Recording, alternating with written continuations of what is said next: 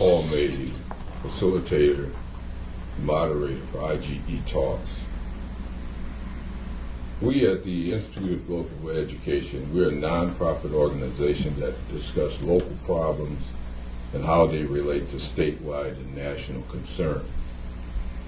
We attempt to offer resolutions on conflict between various communities, neighborhoods, in the broader sense. The opinions that are expressed here are not exactly the opinions of IGE. They're the opinions of the people that are basically sitting here. Our topic today deals with neighborhood improvement versus residential displacement. To put it bluntly, that is called gentrification. So right now, what I'm going to do is we're going to go around and we're going to introduce ourselves and talk briefly about your background. Maybe we're talking about at least a minute. And then we're going to come back and we're going to have one of our persons sitting here make a presentation. Okay? All right. Let's start over here. Oh, me. All right. My name is Barbara Howard. I'm a longtime resident of Grand Rapids. I've lived here since 1978. Grew up in Illinois. And currently I'm volunteering to be on the IGE board. So I've had a strong social justice concern for a long, long time. So that's why this interested me. My name is Jose Chacha Jimenez. I'm the founder of the Young Lords Movement in Chicago back in 1968. We recently had an event at Grand Valley State University where Institute for Global Education participated, and I'm very grateful that they did. You know, we had a very good event on that day. The purpose of that event was because we're documenting 120 oral histories that we did of a Puerto Rican community in Chicago that was completely displaced by gentrification. And they recently included 46 new interviews from the southeast side, from the southwest side of Grand Rapids, areas that we think are going to be gentrified. So we wanted to kind of collect those interviews. So we appreciate the fact that Institute for Global Education was there and supported us in that event. My name is Patrick Mateo. I've been part of working with Jose as a young lord since '95, and I'm here to learn a little bit about this gentrification. I'm from the Grandview area, and I've seen a lot of that going on in that area. Everything's changing. Hi, my name is Ian Swanson. I'm a lifelong resident of Grand Rapids.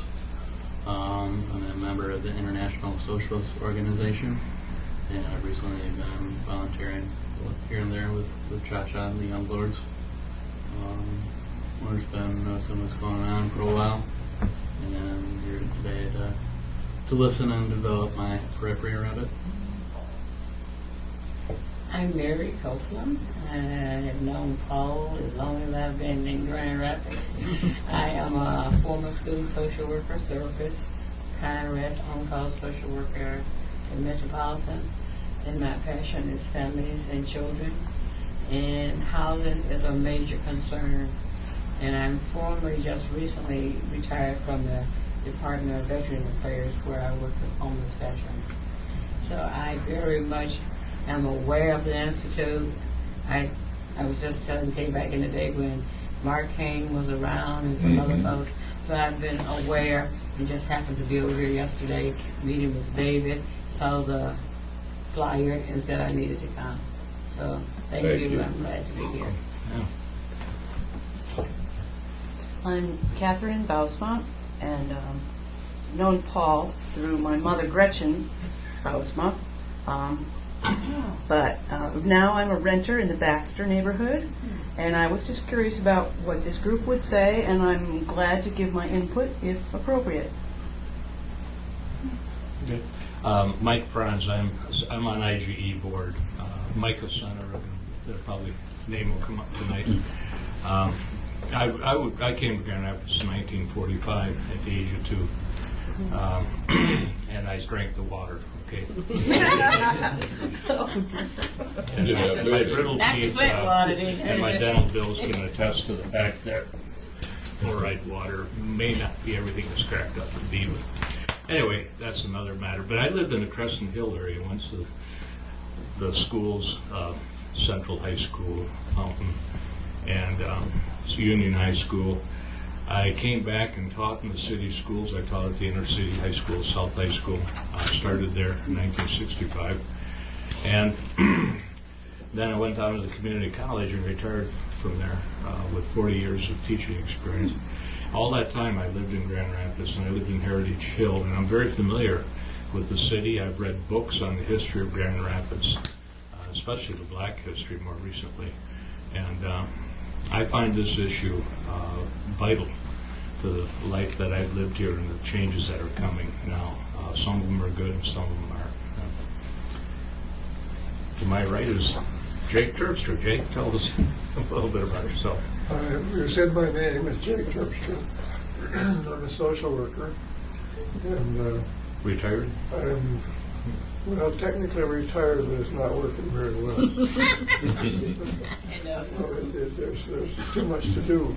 That's right. But I don't know if you realize it, but about 500,000 kids come into foster care nationally every year, and about that many go out. And around 80% of the people in prison have been in foster care. So something's not working like it should, and that's something we all need to work on. And keep trying. And, We had the homeless report recently too, how much they're increasing right now. Oh, yeah, In okay, all that- of the schools in this area. yes, that's a different issue, but that's okay. Well, On the 10th of this month, the Grand Rapids Press had an article about people who have been kicked off welfare because of welfare reform, which says they cannot sit in more than 5 years for the rest of their life. And there are 32,000 people who are now off welfare because of that welfare reform. And there's another article in the same paper that said that Kent and Ottawa counties have over 4,000 kids in school who are homeless, and they didn't make a connection between those two things, what its cause and its effect. So I wrote a letter to the press suggesting that they do a study to connect them. I really would be surprised if that happens, but it's so critical that we not take information at face value, but look at cause and effect. How did it happen? How did it get that way? Yeah, And there usually are reasons. yeah. Excellent. Did you have an announcement that you wanted to make? Oh, yeah, sure. Why don't you take There's care about a of that? very important meeting that will be taking place the 6th of May, Friday. Several years ago, I went to Palestine with Christian peacemaker teams. When there we met a man by the name of Jeff Helper. He's a Jewish man who started an organization to help the Palestinians when their homes are destroyed. He started an organization called the Israeli Committee to assist with home demolitions. Now, we were very impressed with him, and I've always hoped we could get him here. Well, now we are. He went to he's going to Traverse City on the 5th of May to speak, and we managed to get him to come to Grand Rapids.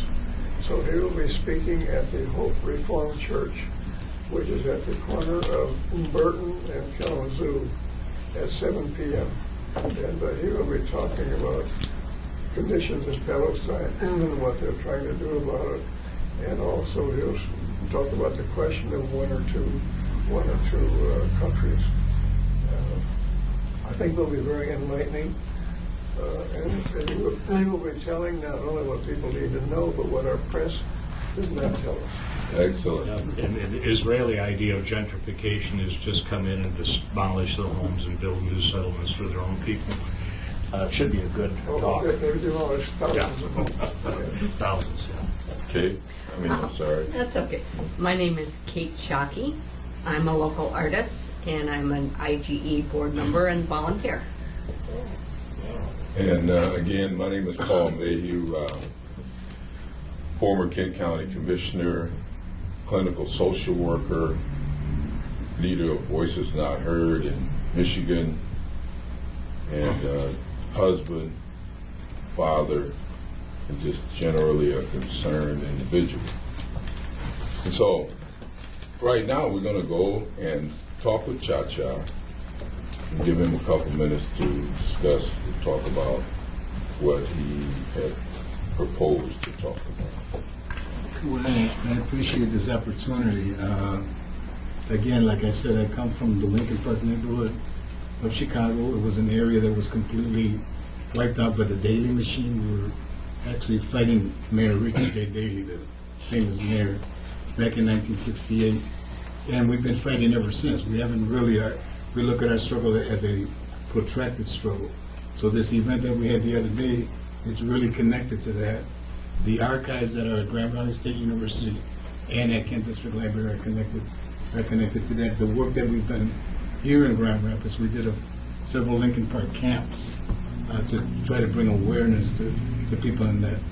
There's, we look at it as two-sided. We have to deal with immediate piecemeal goals, like some people are trying to get some developments for low-income people.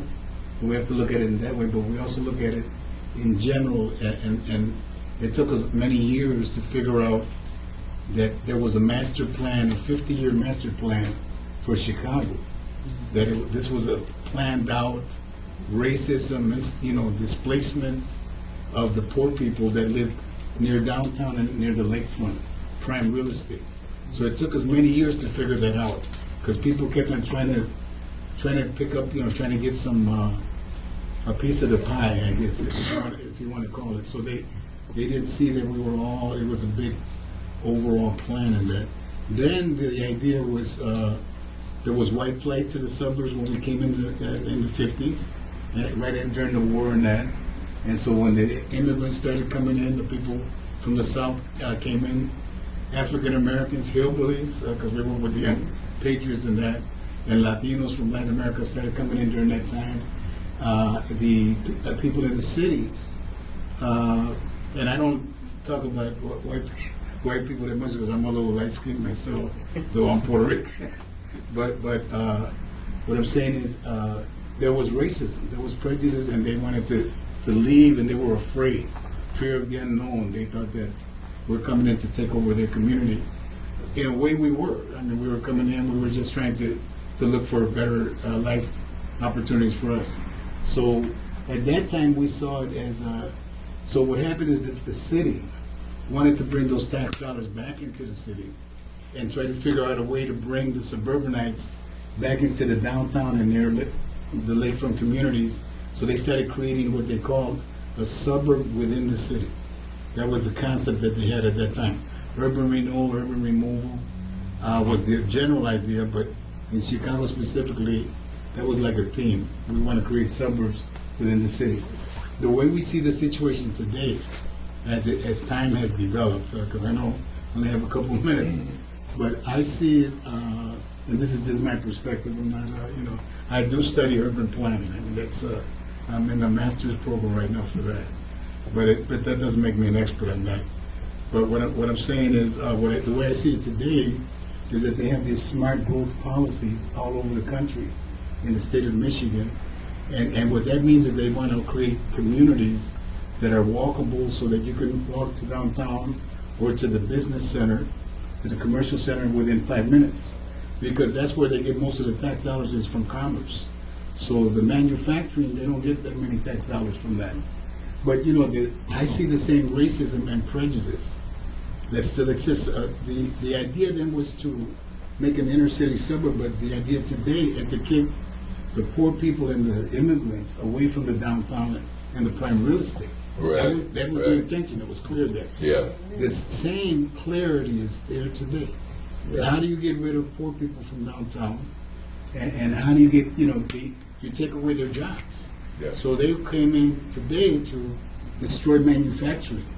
Manufacturing is not dead. In fact, we're second to China the United States. It's not really that. What has happened is that because of mechanization and that, it takes less employees to do the job. But still, there are people that can do those jobs. Manufacturing can involve research in manufacturing. It can involve computer manufacturing. It can involve different types of manufacturing. So there's no need to get rid of manufacturing jobs from downtown, but all those areas are being converted into condominiums. And so I'm going to wrap it up. And so I see that today. There's a move today to destroy the manufacturing sector from downtown, to move it to Kenwood, to Wyoming, and those places.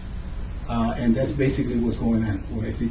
Now, what happened is that in order to do that plan, a 20-year plan in Grand Rapids, not 50, but 20-year plan, they had to set up a structure.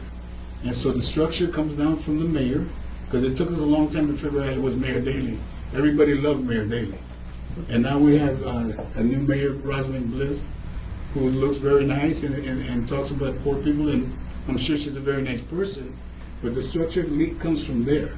She's in charge of what's going to take place in the next few years, and we need to hold her accountable. That's all I'm saying. I'm not talking against her. We just need to hold them accountable. So you got the mayor, you got the city council, and you got the planning commission. If I can just have one. But we're going to have to wrap it up. I'm going to wrap it up We real gotta quick. wrap Let me it show up. you a little bit about the little research I've been doing at the planning commission. Okay, so we got a 9-member planning commission that's in charge of zoning. So the president is a golfer. They're basically from 2 neighborhood associations, from the Roosevelt Park Neighborhood Association and from the Grand, is that Grand River or Grand Association, the one on Leonard Street and that. That's basically the people that are on the planning commission. That's where they come from. So you have 30 neighborhood associations, but only 2 are making the major decisions for the city. And so we need to look at participation. When I came, I lived on Granville. The Roosevelt Park Neighborhood Association is in charge of Granville. I never heard of them. I've been here 18 years. I never heard about them until recently.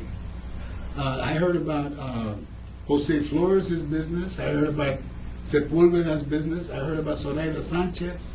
I heard about people like that on Granville, but I never heard about the Roosevelt Park Neighborhood Association. To be honest, they're all white. Yeah.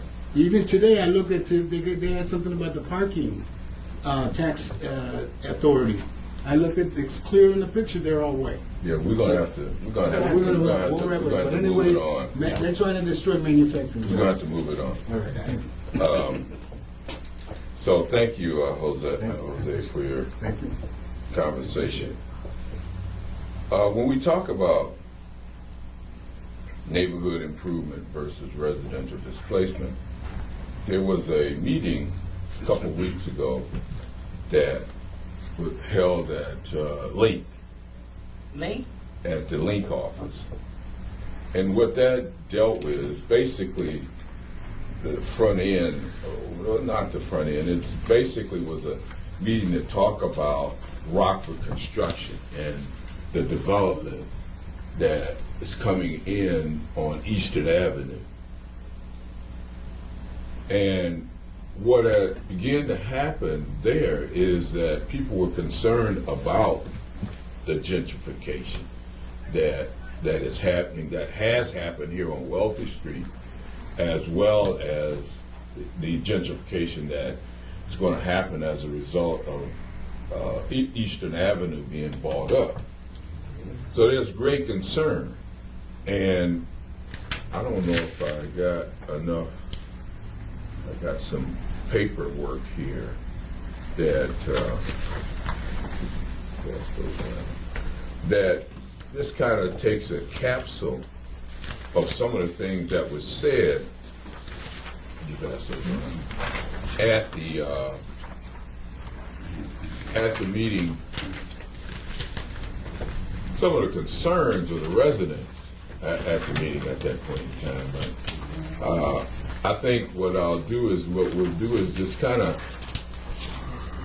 allow people to kind of free flow a little bit and talk about, how you see this gentrification. One of the things that I gleaned out of that particular meeting is, number one, when we're talking about these people, land coming in to take over land, conceptually, as a person that's somewhat aware of the investment community, there are investment programs that buy up land. And the investment programs that buy up land, what is that vehicle in this particular process? And if there's a vehicle that's buying up land, then how do the residents get in on that particular part of the vehicle to become more power players in the schematic of buying up the property as an investor, number one. Number two is the whole concept of divide and conquer is here. Because what happens is that the political part of what's happening, when we talk about displacing these residents, the political power of the black community, the minority community, poor community that have begun to amass in these areas, they are lost. That political power becomes lost.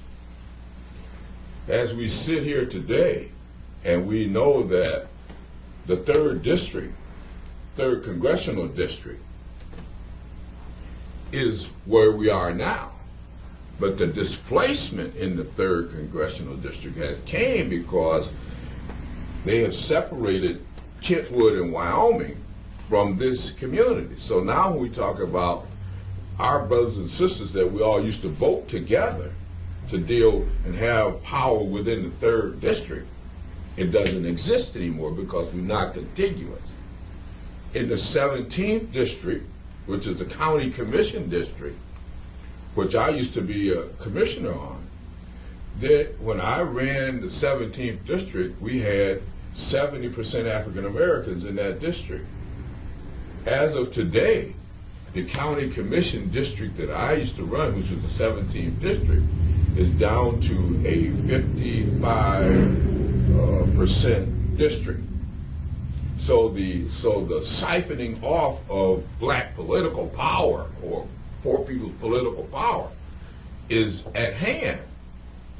I mean, it's the gentrification kills the political power. It displaces the political power.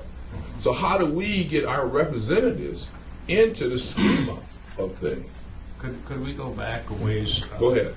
Jake talked about cause and effect. Go ahead. Where did this come from? Now, I grew up in Grand Rapids, okay?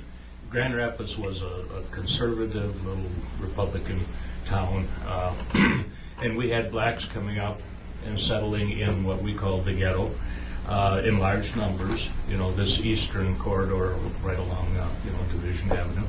And we had Hispanics settling on the other side because they didn't like each other and we didn't like anybody. Mm-hmm. And I went to Central High School and there was black students there who said, I can't cross Michigan Street and go into that Belknap Coit district. Right. After school. I don't dare do that. Well, now, blacks have spread throughout this area. And the reason they could do it is because white flight.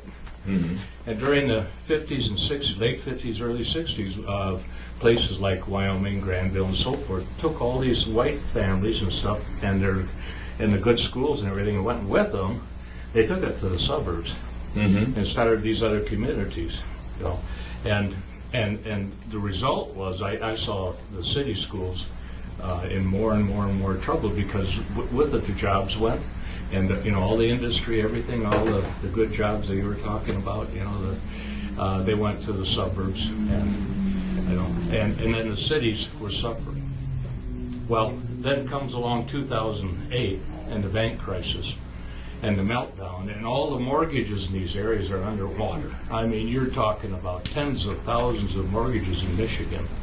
And I talked to a representative once about it, and she says, well, I don't know anything about that. I'm on the banking committee, but we can't do anything about that. And I said, it's in Detroit, it's in Grand Rapids, help people. No. They let them go under, and let Bank of America and everybody assume those mortgages, and now then they had to roll them over. Okay, this is where Rockford Construction comes in, and they start buying blocks of rolled over stuff cheap. Right. And the Rental Property Association people said, aha, we can grab these houses for a song. In The land banks. 2011, I was at City Commission. Yeah. I was at City Commission meeting saying, okay, but as a past rental property owner myself, I had apartments. I says, these houses need to be inspected to be safe, and healthy and so forth. And oh boy, RPOA fought it. We don't want that. It's going to add expenses. I got an article here. It added $54 million in the last 4 years to their investment in these areas to make those houses livable. And they're crying, uncle. They said it raised rents $100 a month. And also, all right.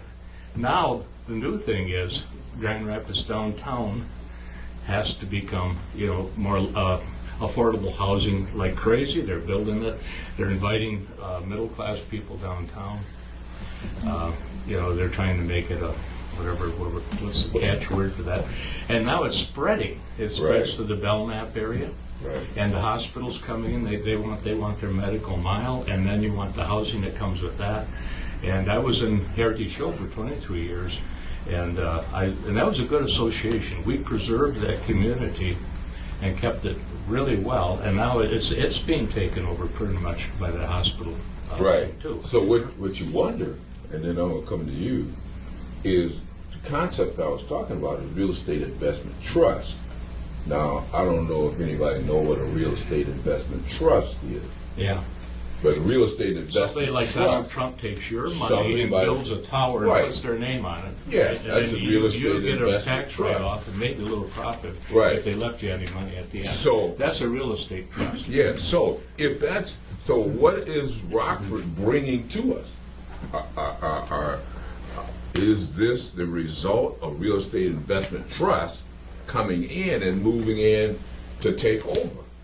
Number one. I'd be worried about that. I'd be worried about real estate investment trust, and that's why I've been introducing that word into the community, because we got to know where the front end of this stuff starts, because it definitely don't start That's the piecemeal. downtown. That's the piecemeal that we were talking about. Hmm?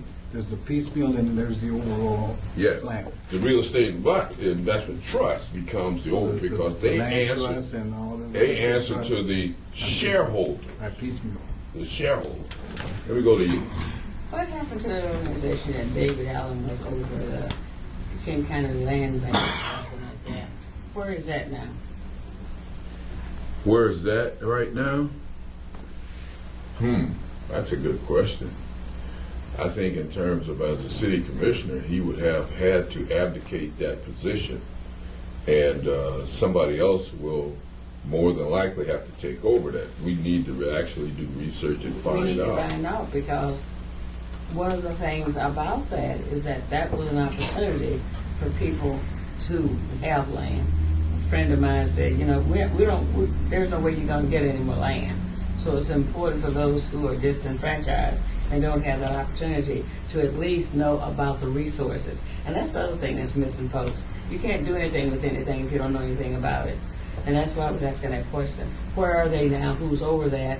And how do we make people aware that that is there? Yeah, all this stuff I'm talking about, the poor people and the middle class, working class people in this community have suffered tremendously economically and during these times. There was just an article in the Grand Rapids Press reprinted from the Washington Post about it's getting more expensive to be poor. Housing has been growing more expensive, particularly for the poor. This isn't simply a phenomenon of the last few years as former homeowners have crowded into the rental market. They got displaced and now they're trying to rent. And as new construction stalled and now is booming again, thanks to the end of the recession. But the people are still living in a recession. They haven't had a raise. They haven't economically kept up, and the poor are really becoming house poor. Half of their income goes, to their housing needs. I read something the other day in the paper about diapers. It costs $1,000 a year per person to supply diapers for their children. they can't afford that, and food stamps don't cover it. But you can go, this thing goes right into it, but it's the rental situation, and there's been a shrinkage of that, and all the city has done so far is present affordable housing downtown. They're just building market rate. But they're not. Not affordable, I'm sorry, market rate. Market housing. rate. Yeah, because the new complex down on State Street, 320, there are people who live in that area who can't afford to pay. What is it, $800 a month? It's a substantial amount of money. Yeah, well, some of them worse than that, some of them more than that, Market rate would be $1,200 for a little studio apartment without a bedroom. Yeah. I mean, that's what they're downsizing those, and they're Micro putting the apartments. pinch on everybody. Micro apartments. Yeah, yeah, and it's not going to be pleasant for the future. And furthermore, these people have to work. And you were just finally getting a bus system transit back together again. We should have had it at all times, but we didn't. But the jobs are in the suburbs, and they live in the city. And you've got to have bus routes connecting all of that. It's an incredible It's an incredible problem. problem. And the poor, they have to pay more for gas when gas prices were real high. They were spending a great deal more money than you and I, middle class anyway, on transportation costs because of the price of gas alone. I mean, they're just getting pinched and more pinched. And Jake was talking earlier about, what was that point you were bringing up about getting them off of welfare because of the 5-year rule they induced, I can't believe that we let that happen. Because I'm now working for DHHS, and I'm having families who have exceeded that 5 years. She still has children under 10. Yeah. That's 23,000 I people. can't believe it. But then we're filling up the prisons. The prison that helps to feed the prison industrial complex, which feeds into us as social workers, keeps social workers working. Well, I've said for Which is about horrible. 30 years, if everybody's in jail on welfare crazy, Mm-hmm. who's going to be paying the bill? Yeah. And we really need to understand that this isn't about some of us, it's about all of us. All of us can't afford the money to take the spaceship and go to Mars. Those of us who are going to be left here are going to have to deal. We had Jamie Baldwin here last year. He came to speak to the school system, and he was saying it's not about just parents, it's about communities. And he said he was in Utah, and this elderly gentleman came up to him and said, well, Mr. Baldwin, I really don't need your program. Shucks, I've got a good nest egg. I don't even need Social Security. And Jamie said, so how high is your fence going to be? Mm-hmm. Mm-hmm. We need to understand that those who don't have are coming to see those of us who do. Oh yeah. And that prison complex that we're talking about, who read the new Jim Crow? Mm-hmm. Anybody read the new Jim Crow? Yeah, I've read it. That needs to, we're sitting here talking. I guess my question is, what are we going to do? And that's the ultimate art is how do we attack what we know? How do we attack this? And attacking this, one of the things that in terms of attacking what we're talking about, see, we've got to become acutely aware of the political jurisdiction lines. See, and that's a hard task to sell to just regular people in the community.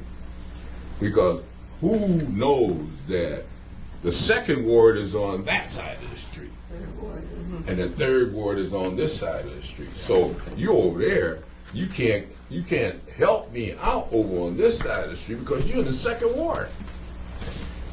So we have to teach folks how to become aware of their political jurisdiction line.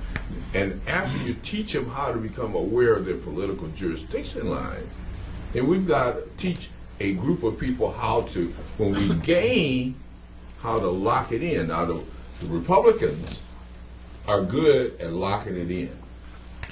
We, somehow, the liberals, or whatever we call ourselves, has got to understand that when you gain, and that's what Occupy, I respect Occupy, but when we gain, we've got to lock it in. We had, in the state of Michigan, we had a the state races a couple of years ago. And we had more Democrats to come out in those districts than there was Republicans. But the Democrats lost. That's because of the way that the political lines are drawn. So, gerrymandering, Yeah. correct. Sure. So if we don't understand how to deal with the gerrymandering and look at places like the Supreme Court, we're going to write down the courts has got to be our allies. If we're going to have an ally, it's going to be a court. And we've got to be able to influence the court, and I'm going to let this young lady. Yeah, I'm continue to I'm talk. new to this. This is the first IGE Talks I've attended, the very first. I'm confused about a few things. I did see the write-up about the Young Lords. This sounds wonderful, of community involvement, including the gangs, blah, blah, blah. But to think that even in Grand Rapids, that somehow the new mayor, Rosalind Bliss, has an agenda of displacing the poor, or of, there's, I don't know. Well, okay, that's one thing. Let's put all that away. This is the enemy, and, stand up against it. But what about, if gerrymandering is the issue, we could spend eternity drawing the lines. What I think we need is a reasonable effort that all people have the same ideals, that all people don't want to stamp on each other. And like you're saying, build a bigger fence, and the prison, I agree totally. The prison situation is disgusting. I heard a statistic, I don't know if it's true, for all of the population in the United States, globally, we have like 25% of the prison population. Astounding. The whole world. Absolutely horrible. And predominantly African American or minority, poor, blah, blah, blah. Myself, I have an income from Social Security because of a mental illness. Do I think I'm disabled? In a sense. I guess I refuse to participate in a normal way in a society that routinely stamps on people. But I don't know. I guess I would choose my battles rather than, like Baxter neighborhood is where I live, which is a neighborhood in Grand Rapids. They had a wonderful art class that I was able to participate in, a free neighborhood class. People of all income, gender, age, getting together, doing things like art, music, whatever inspires people to live. And I also, jobs are important, but is that my goal for humanity, to have everybody have a job where they're peace working, putting things together, crap that really does nobody any good? I would rather have full people living full lives. And I think structurally, go ahead. Okay. No, let Thank me you. before you go. Before you go, hold on. I'm I gonna let you did. I talk mentioned, about yeah. Young All Lord. I saw was what was on the website. I so want to I say really don't something know. about the Rosalind Bliss thing. Well, that's what I wanted to say. Okay, something hold too. on. All right. I don't, as an operative, a political operative in this community, I don't think Rosalind Bliss has the power to execute what you're talking about. I don't think she has that kind of power. What happens in Kent County is we have strings and tentacles, and somebody else pulled those strings, because the power is not in the mayorship. That's right. The power is not downtown Grand Rapids. The power is in the out county. So you have power brokers that are I'm from here. I've been here since I was 4 years old. And I know the power brokers. And I know what they'll do. And I know the extent to what they will go after and do to you. So Roz is not operating on her own. Number one. Yeah. That she is not operating on her own. She is having lunch with power brokers probably as we speak. Why do you think that? I mean, I don't know her personally, but Well, I think that from my own political experience. I agree that the From being a politicians. county commissioner, I think that, when they sit down in their meetings and you ask people like Pete Sackett to come in, Oh, boy. Okay? You ask people like the people that runs Amway to come in, and they're operatives. So the power, when we talk about power, the power is not really vested there. The power is invested where the money comes from.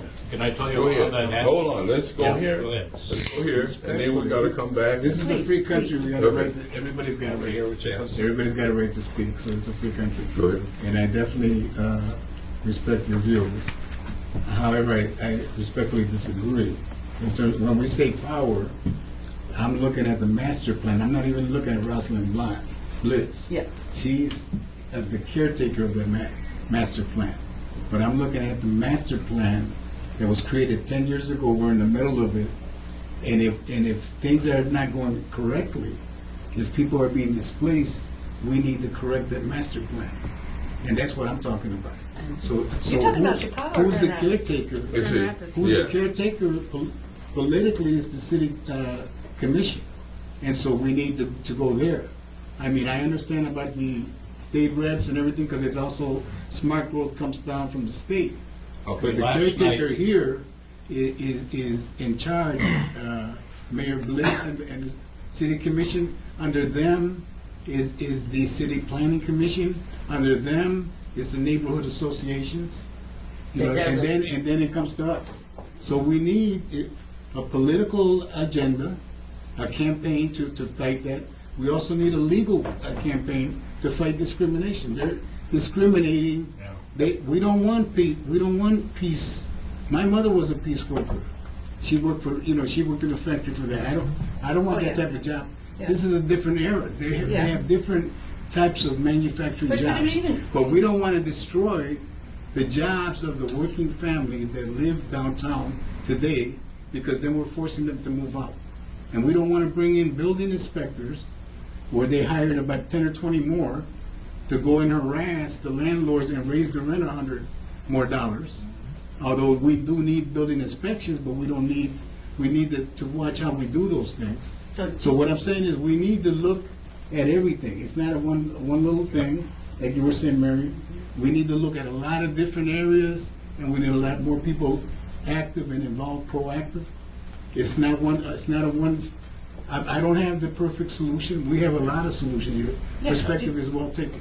Go ahead. Do you still live in the Granville neighborhood? I live in Kenwood right now. Okay, but you're familiar with that neighborhood? I'm familiar with the along neighborhood. That's where I first came in. Because I've driven there, I've never lived there, but there's, neighborhoods change. Myself, I'm not familiar with people being wholesale displaced, discriminated against. I mean, as far as I'm aware, discrimination is against the law. Does it happen? Yes, every day to everybody. But I mean, as a woman of privilege, If you of course, throw less four to me. people out of downtown, I don't know what to call it. Maybe we need a new word. Well, like, But we're kicking people out of downtown, low-income families. Yes. Two working, They got- mother and father are working to And raise their now, children. The And we're kicking neighborhood them out. surrounding downtown, Belknap neighborhood. Now, last Belknap. night, the city commission met, and Microcenter showed up in large numbers to object to this passing of this. Exactly. They were just changing the, what do you call it, Changing permission the to boundaries. build things. Yeah. They were- Zoning. Anyway, No the zoning. city commission listened to the city planners. They listened to the neighborhood association. In that case, one of the guys that wanted to build one of the projects was on the neighborhood association, a railroader did through there. Those people never saw it coming. And anyway, the city commission voted unanimously to approve, the Against new. the people. Okay, so, Against- all right, now they're going ahead, they're displacing 8 square blocks of affordable housing with medical mile and new apartment buildings and this kind of thing at market rate. And somehow and I was part of the original meeting that said, hey, you want to be good neighbors, because Grand Valley said we want to be good neighbors. And we said, well, you're not being good neighbors. Look what you're doing. You're taking away the parking. You're taking away the livable housing. We got a school over. We met at the Coit School. It isn't called that now. But I grew up in the era when we had neighborhood schools before we bused kids everywhere else. And the city put $2.1 million of the public schools into that building. They're going to lose that building. And if this continues at the rate that it's going, I mean, you can't just bust people in forever. That community depends upon the residents who live there, to attend their schools and to work in the area and so on. Anyway, we have so far lost on that issue, but we got a couple of, it threw us a couple of fish. But how do we win? See, the art of the deal is, how do we win? Okay, so now, from a political standpoint, you got to win by taking somebody politically out. Okay. The next one. So- next so- issue. We're agreeing there. We're agreeing there. Yeah, so politically, you find out who pushes the legislation to do this. But how do you, what's the vehicle you use to organize? In Chicago, There you know, that's- we elected That's Harold where Washington. you go. In Chicago, we elected Harold Washington, and that worked. Right. And that worked for a while. I mean, until Until he killed him. died. But at the grassroots, what do you use? Obviously, it doesn't sound like the neighborhood associations are useful. No, that's what I'm saying. We I don't know. The neighborhood associations are an organization. They should be well respected, but they get their monies From the city. from the city. They're not independent then, They're not independent. No. So we need an independent groups in the neighborhoods. other than the neighborhood association. Other than the neighborhood See, association. here's what you're I mean, hold that's on. one thing. Hold on. Go ahead, Mary. I'm at a point now. I was talking to a friend, and we were talking about our frustration. And I said, maybe it's time for us retirees to take action. What are they going to do to us now? Cut off your social security. No, they can't cut off my check. I am seriously saying Cut off that your bus route. we have got to be a force, and we are. The AARP is a powerful force, but we as a community, all of these things that we're talking about, I'm not much of a talker. I'm a doer. I'm kind of a radical. I got kicked out of school my last semester of college. But I believe that we have got to act in the best interest of all of us, and certainly children. I think Gil Scott said the most dangerous creation of any society is a man who has nothing to lose. Mm-hmm. We are creating too many little boys and girls who have nothing to lose. And my husband is volunteering at a school, and he comes home on Mondays and said, "Oh my gosh, honey, you just," I said, "It's not the child's fault.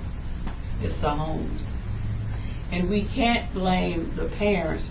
Years ago, as a school social worker, I had a mother who told me that as a teen mother, everyone told me what I was doing wrong, but they never told me how to do it right. We as a community, and like I said, I think we, except for you, honey, you're not old enough yet, but I think those of us who are retired, who have the resources, who have some time, and still have some energy, we need to start making some noise. And we need to start saying, we've got to do better by all of us, Yeah. not just some of us. And that's true. And I think what happens is we get displaced. See, because there are certain key things that we know will work. We have to be able to, okay, like right now, they have a campaign to unseat the governor. So what are we doing? Are we part of that campaign? We're doing You know, now. are we part of that campaign? Or are we not part of that campaign? We got a petition right here. You can sign it. We do? You have But if, yes, but we if, do. but if I'm we're gonna part of sign that it. campaign, then we work hard to do it, and then we have to show first. Because if we don't show that we can work together from an operational unity standpoint, then we go nowhere. We still have the Microcenter doing what they're doing. We have Cha-Cha's group doing what they're doing. We have my group doing what we're doing. So we don't go nowhere because we all got our little fiefdom, and we're not going nowhere because I don't want to shake hands with him, and I don't want to shake hands. But then we all sit together in a group and talk about where we got to go. We've got to take somebody out politically. So now we got a governor on the chopping block. So what are we doing? Are we hedging on this? Where's the We also got legislation in the House to change the jury selection process. And So if we're gonna have any allies, it's got to be in the courts, Because we've lost the battle right now of getting elected representatives in the House and the Senate. So looking at it from a realistic standpoint, that's where we go, into the body of politics. And Bernie has it right to change the body of politics from the grassroots up. Always. That's the way you change the body of politics. Could I ask a question of the citizen politician? Paul, you were saying earlier the changes that the Republicans have made, they've locked in. Correct. I was reading something by this retired Supreme Court Justice, I think his name is John Paul Stevens. He came up with a constitutional amendment about gerrymandering, because apparently it's not illegal, but it should be. And so if the Democrats ever build up a really big margin where they can get back in power and redraw the They would maps, gerrymander. They would gerrymander. Mm-hmm. was there a They gerrymander would. situation They would. before the And- Republicans were in power? They And both groups gerrymander.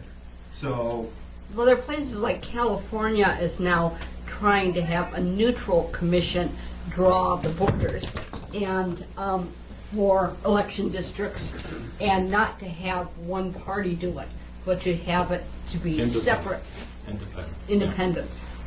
Yeah. Well, several. We just several- pray for people like that. That's a We know systemic change. In America, there's no such thing as Paul, neutral. that's the systemic kind of changes that we need. That And is. here's something that happened in Grand Rapids that you people need to be aware of, because in 1910, when the furniture people went on strike, this city was made up of 26 precincts. Every one of them had their own beer garden, and they had their own ethnic identity. You know, you had several Dutch communities, the old and new, and Germans and English. And when the furniture owners got done with that strike, they broke the strike because they owned the banks and the people had mortgages.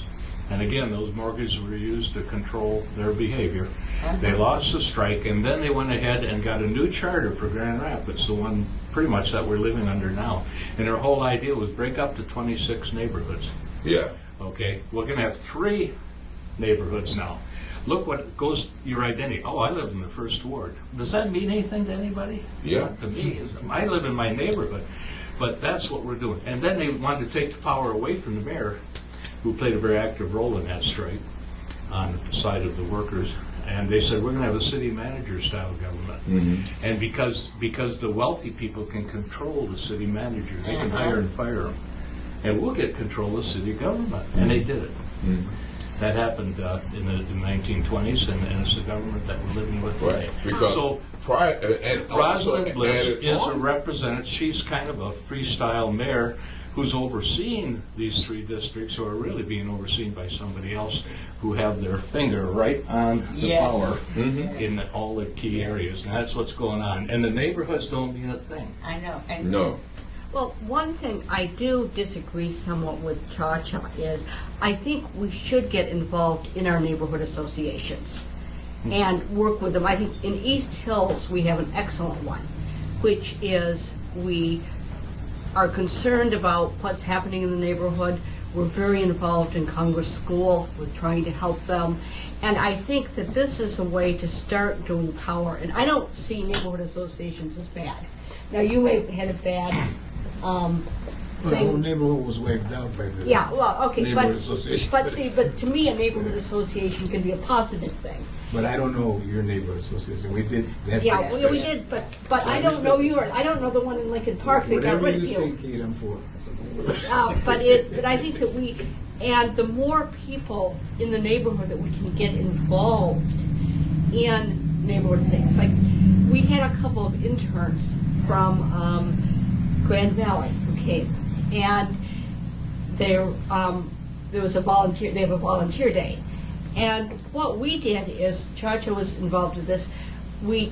There were 4 students who came. We took them and we did a survey of people in the Wealthy Heights neighborhood, which is the one across the street, which used to be an old working class neighborhood. It's where all the servants for the people with money lived. And it was very interesting that they were talking, and the people there wanted to have more of a neighborhood.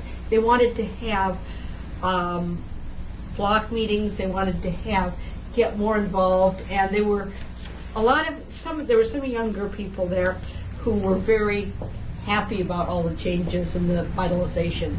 But then there were a lot of people who are renting who are worried that their rents are going to go up and that they won't be able to live here. And that while it's wonderful to have some of the new businesses like the butcher shop, it's also, I don't want us to force out the barber shop and the fish fry that's across the street, which a lot of people have gone to.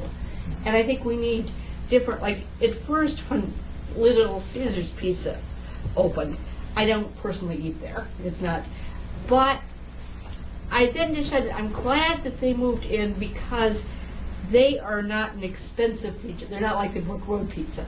They're a place where people can go and get dinner home for their kids. Yeah. You know, and there's a need for different kinds of people working together. And I think getting involved in the neighborhood is one way to do that. And that's true. But, you know, I think we're like Yeah. 10.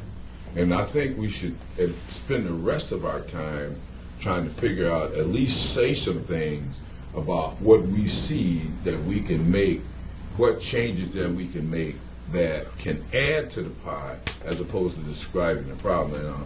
And one of the things that, that I feel that would add to the pie is the understanding of the community that the battle starts in the bowels and the body of partisan politics. That's where your battle starts. And we can sit around and play games with this thing all day and talk about the nonpartisan stuff. But when the rubber hits the road and a decision has to be made, it has to go to the State House, the State Senate, the County Commission. Those are partisan bodies, not the City Commission. The County Commission is the extended arm of state government. So state government extends its arm there. And so when the rubber hits the road, those are your decision-making bodies that's going to make decisions and force them down on you. So we have to have people to run for county government that have us at heart. Right. We have to have people that run for state government that have us at heart. Now, it looks like a great preponderance of Republicans out there, but then there's more people that are concerned about what's happening than there are Republicans and Democrats.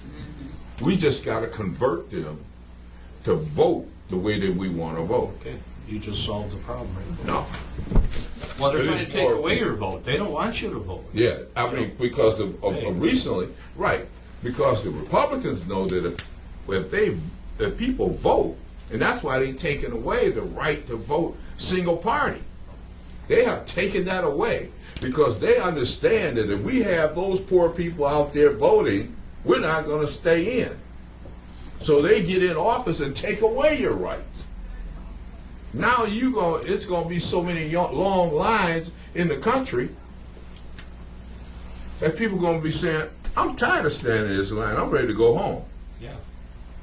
I'm sorry. Go ahead. No. I'm just Jake, saying, you're I'm absolutely sorry. right. It comes right down to your role as a citizen. It's You've your gotta become role as a active. citizen. And you've got to know what your interests, legitimate interests are, not what they told you they should be. Right. You're not interested in some issue.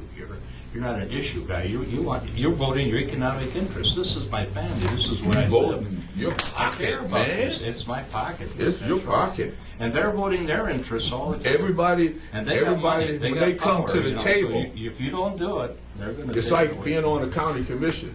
You come to the table, I know there's only 5 Democrats here and there's 12 Republicans. But I know that I got to bring my community's interest, and I got to fight hard to get our interest. So as a commission, I fought hard to get our stuff in. Jake, I think you were going to say something. Go ahead, Jake. Well, at the risk of oversimplifying, I would suggest there are basically Which all of us are guilty of. 2 approaches. One is to convince people what their vested interests are. Yes. And even the wealthy people are better off if poor people aren't too poor, because they produce welfare lows than the prison population. So even the wealthy people are better off if the poorer people are helped out of their poverty. So looking at their vested interest is in trying to convince them of it is something that we really need to do. And the other is that, as you know, that in numbers there is power, and we have a lot of groups in the Grand Rapids who have a common interest with IGE.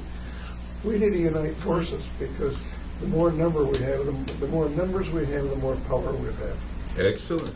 That's true. So you were, Margaret Reed Go ahead. said, never doubt Go ahead. that 2 or 3 people can change a thing. Right. And we're not going to get. Margaret You're Reed. from Chicago. I grew up in Chicago. Sololensky. Oh, she is. Me? Sololensky.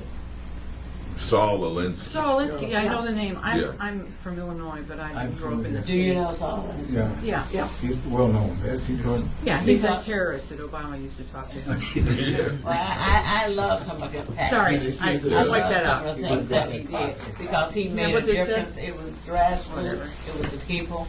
And I'm just saying, at some point, maybe, I'm not going to tell you what I used to say. I'm not going to tell you, because it's probably call the police on me.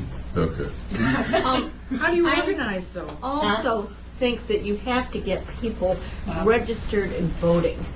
That there are a lot of people who say, oh, it doesn't matter, and so they ignore it. But I work at the election poll in our precinct, and of course, when I'm working there, I'm neutral. I don't have any opinions. But I knew that Bernie Sanders was going to win by the people who came in and voted, that there were an incredible number of younger people, there were an incredible number of first-time voters. And we ran out of Democratic ballots. And people waited half an hour till they could get us more. And people actually waited, and some people went away and came back before the poll closed. So these people and a lot of people, they brought their kids with them in voting. And I think while it's not the only answer, I think voting is very important. I'm letting everybody know that you're biased. Yeah. But anyway, if I can And we need to add help with voter to registration. solutions, right? Yeah. Okay, so I like what Kate was saying, even though we disagree on the neighborhood association thing. But I mean, if we want to go inside the neighborhood association and work within them, I can go for that. But I think we still need some force outside. Oh, yeah. Outside of it. But citizen participation and the vested interest that you were talking about earlier, about everyone, we're not here to create wars, but to try to see where there's a common line with everybody. And that's what you're where we can unite with people. That is also my intention. I mean, that's what I want to do. But I'm just saying that we are under attack, so we do have to come up with some idea to fight that back. Now that's the name of this thing: neighborhood preservation. Neighborhood improvement versus resident displacement. Yeah, without displacement, we can improve the community, and we can still keep some manufacturing in the downtown area. We don't have to get, the commercial interest took over. We need to tell them that, hey, you give us a little space for the people that are living there now. So we should be able to work that out if we have the strength of neighborhood associations and other groups. Yeah, I in mean, the community. there's no one group that's going to do everything. I think, And Micah is doing a very good job. I wish, the meeting, we're not in conflict. there's also a new movement So that's is Mike. happening that's called livable cities. Okay. And, people are probably familiar with LEED buildings, which are green buildings. Yeah, right. LEED buildings they get certified and then that's it. But the Livable Cities program looks at the whole neighborhood. They don't just look at the building, they look at what's in the neighborhood, how are people served, what's the transportation like, can we make it walkable, can we make more buses and have less cars, can we have more people of different ethnic and sociological and economic backgrounds living together. Like I believe in schools, they've done a couple of studies that if kids go to school together, and if you have some privileged kids and some underprivileged kids, as long as they're in the same class, as long as you don't take the privileged kids and put them in a special class, it helps both the privileged and the underprivileged kids, and everybody does better. And they learn to help each other. We've got to wrap up. So what I'm going to do in the wrap up is we're going to take they go around the group again and have everybody take 1 minute or less and do a wrap up, and we should be through by 8:30. Starting over on this side. Okay. Well, I think that we have to get involved, and we have to be involved with different groups, and we have to make connections with different groups, that we can't all be in our own little world.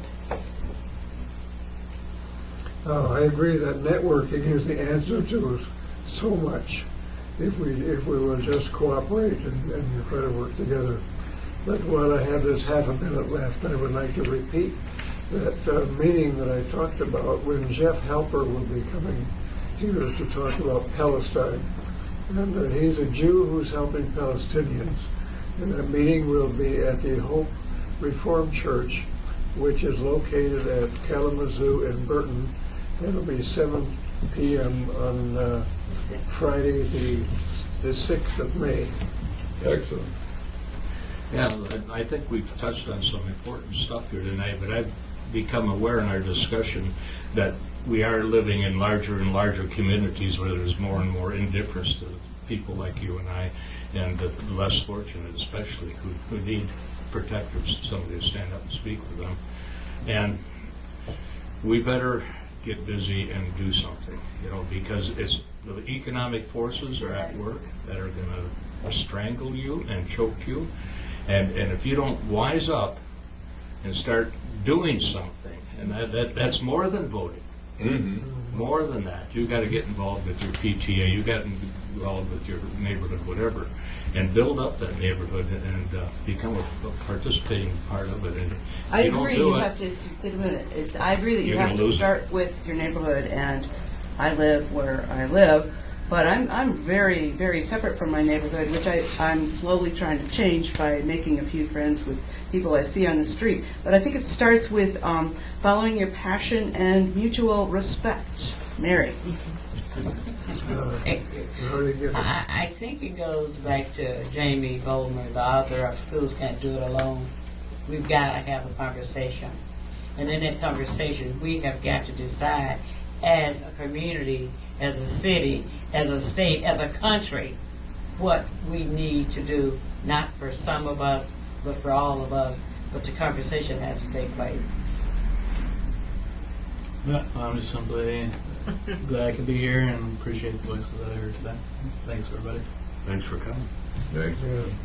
Me, I'm more, like I said, I'm from the Grandview area, and I was raised there. I was born in Grand Rapids. I was raised in Chicago, and I came back when I was a teen. And that neighborhood, they're all Hispanic. These people, they're not educated.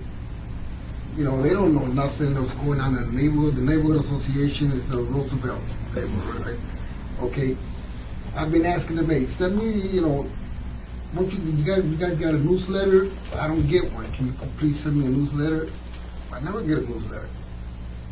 I go around the neighborhood and stuff. When I find a newsletter, I find it on the floor, and that's when I read it. And then, it's already, they had a meeting of this, they had a meeting of that. I never found out about the meeting, so I can never attend. So now I want to go to the meeting. But, to me, they're doing their job, yeah, but I don't see it. Yes, they're working on, they're getting rid of the gangs and stuff like that. That's good. I used to be a gangster too. I used to hang around the neighborhood and stuff, but I changed, They should be knocking on your door. Exactly. That's what we have talked about. We should be knocking and showing these people, these Hispanics, they don't know English, teach them, what's going on in the neighborhood.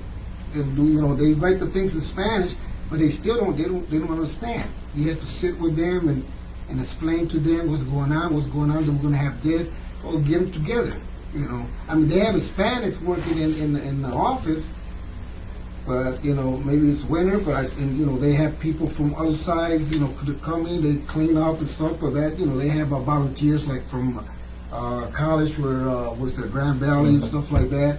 That's about it. I don't see nobody from the neighborhood cleaning. Mhm. Why don't they come to me, ask me, hey, you want to clean? Yeah, I'm here, you know? yeah. That's Yeah. go ahead, Josh. Okay, so one of the things I went to the meeting with Micah the other day, and I really like what they're doing. I like what Micah's doing.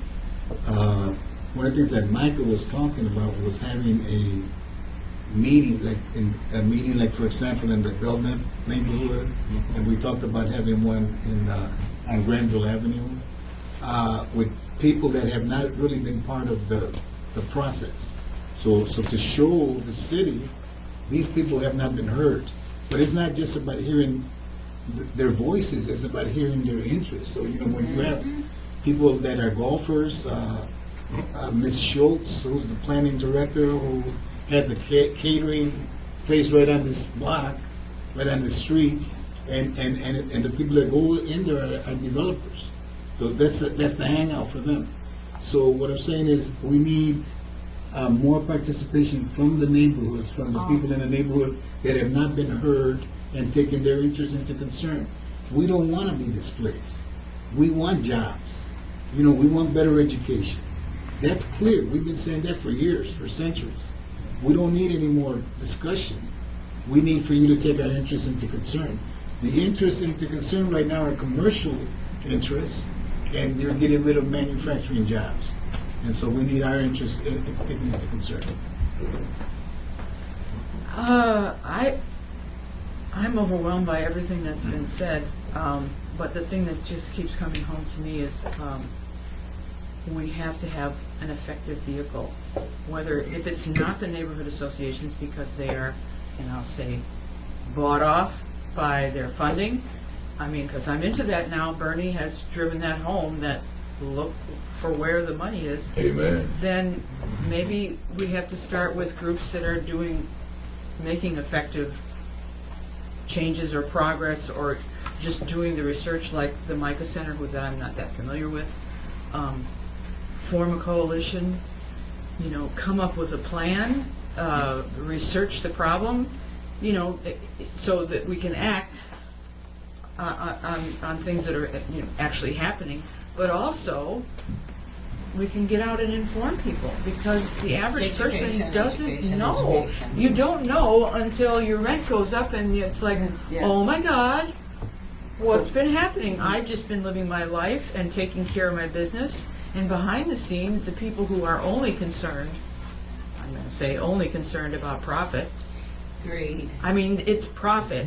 Everything is related to profit. And profit doesn't necessarily translate into creating livable communities, as you were discussing. The two are just almost diametrically opposed. So we've got to have a coalition of people that want to help describe what it means to have a livable community and present that point of view, as opposed to those who just want to rape and pillage. That's why senior citizens who are Okay. retired. Could I just jump in? Yeah, I don't go usually ahead. have opinions, Sure. but I found one. From the camera.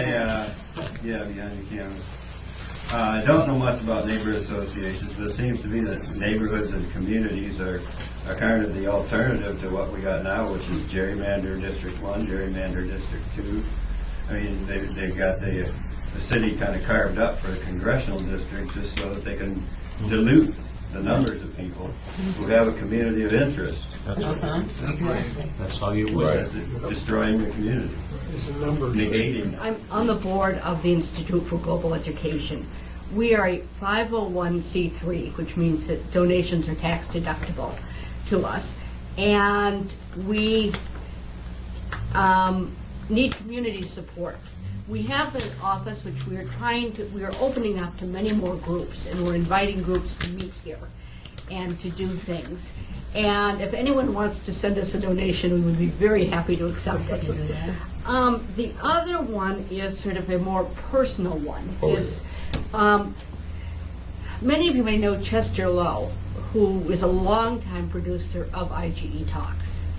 And Chester has multiple myeloma, which is blood cancer, which is spread to his bones. He has some other physical problems also, and he is he's doing a little better now, but will have to go through a year of chemotherapy, which is very difficult. He was hoping to come tonight but couldn't make it. And Paul Mayhue and I have set up an account at Lake Michigan Credit Union for the benefit of Chester. It's not a deductible account. It's not officially involved with IGE because it's for an individual. But we want to do all we can to help him because it's a very sad situation. But he's fighting along, and we just want to do what we can to make his life easier. Okay, thank you. There's a new group called Frontline Recovery. It's helping those who are in recovery. Oh, And the young lady who is starting it has found that there's not a center for those in the inner city who's recovering. Anything that's close is 5 miles away, and gets back to the whole transportation piece again. But we're going to have a meeting here on May 13th at 6 o'clock. So Here? Here. Yes, We're at having it IGE. here. Excellent. So if any of you are interested in that, we have too many people who have skills and talents and who have been discarded by society because they made a mistake 30 years ago. if you send a flyer out, I'll I ask got you. a list of 2,000 people. I'll give Yeah, her give me some. And we can I've put it sent- on our Facebook And I got page. and on our- 4,000 people on my Facebook. So, Okay. so in closing, I'll say, from my observation of what we've talked about, is that we need a House of Delegates. And the House of Delegates would be that we've created an organization that has Republicans and Democrats. We've all run for precinct delegate, take over all the precincts in the inner city. But we have to have people that's committed to us as opposed to the political party. Because if we say we got a House of Delegates of Republicans and Democrats, what's going to happen is you're going to get smoothed. As we build power, we will get smoothed. But we've got to be committed I to just got us. shoes today. Yeah, we got. Plus, that's But still, let me Seriously. finish. Let me finish.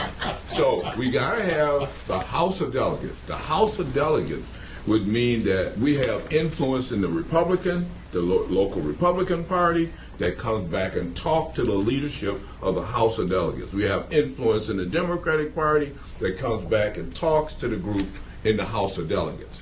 We put the House of Delegates together, and everybody, precinct delegates, you can run for precinct delegate May 3rd is the cutoff date for precinct. If we all ran for precinct delegates, irrespective of which persuasion politically we were, and came back as a House of Delegates, and something happened on the Republican side, and I said, okay, John, you go down and deal with them Republicans because you're a Republican delegate, and come back and report to us because we want you committed to us in the community, Yes. as opposed to that party.